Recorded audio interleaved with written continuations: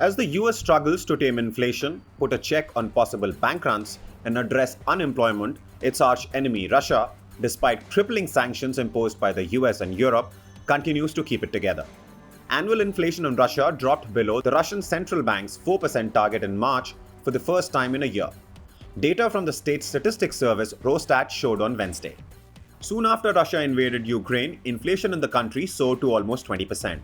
The Russian central bank has said that inflation remains an area of concern, though it expects it to move back above the target later this year, likely ending 2023 in the 5 to 7% range.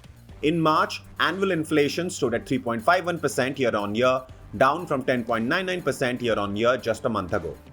On a monthly basis, the consumer price index rose 0.37% in March after a 0.46% increase in February.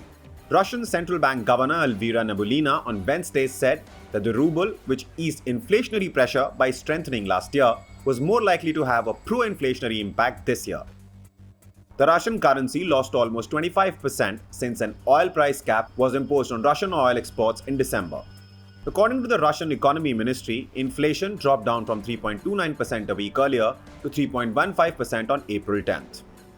U.S. and Europe have imposed severe sanctions on Russian oil and gas exports. Prices of several essential goods in the aftermath of the war had skyrocketed in Russia. However, the Russian markets, which saw all major Western companies leave Russia, has to a great extent been replaced by imports from China.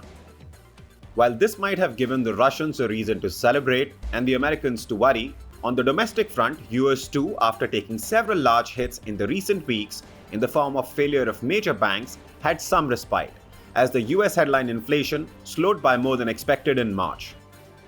As per Bureau of Labor Statistics, the consumer price index for March in the US dipped to 5% from 6% in February on an annual basis.